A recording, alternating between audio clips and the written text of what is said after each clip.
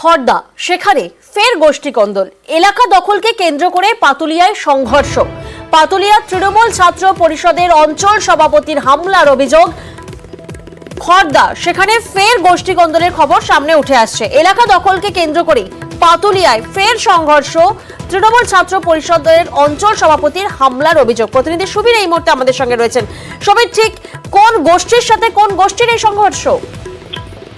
দেখো, তোমাকে জানিয়ে রাখি, পাতুলিয়া গ্রাম পঞ্চায়েতের অন্তর্গত সোলেপাড়া এলাকাতে দীর্ঘদিন ধরে দুই গোষ্ঠীর মধ্যে ঝামেলা হচ্ছিল এবং গতকাল রাত্রিবেলা যেটা অভিযোগ যে পাতুলিয়া পঞ্চায়েতের অঞ্চল সভাপতি তৃণমূলের ইমরান খানের নেতৃত্বে তারা কিছু যুবক কিন্তু হামলা চালায় অপর গোষ্ঠীর উপর এবং সেই হামলার ঘটনায় দুজন আহত হয়েছে। তাদেরকে স্থানীয় হাসপাতালে তাদেরকে চিকিৎসা চলছে এই মুহূর্তে এবং এই ঘটনাকে কেন্দ্র করে এলাকার উত্তেজনা তৈরি হয়েছে এবং সরাসরি ইমরান খানের দিকে কিন্তু অভিযোগের আঙুল। ইমরান খান যে অভিযুক্ত সে সম্পূর্ণ অভিযোগ অস্বীকার করেছে এবং গোটা ঘটনা তদন্ত শুরু করেছে রওনা থানা পুলিশ, কিন্তু এখনো পর্যন্ত এই ঘটনায় কাউকে গ্রেপ্তার করতে পারেনি পুলিশ। বেশ। শেখ রাজা, ওয়ার্ড মেম্বার শেখ ইমরান, দুটো ছেলে নিয়ে এসেছিল দুজনের দলে, সব পুরো মেশিন, চাকু, শাবল নিয়ে ভেঙে দিয়েছে, মেরে রাস্তায় শুকিয়ে দিয়েছিল।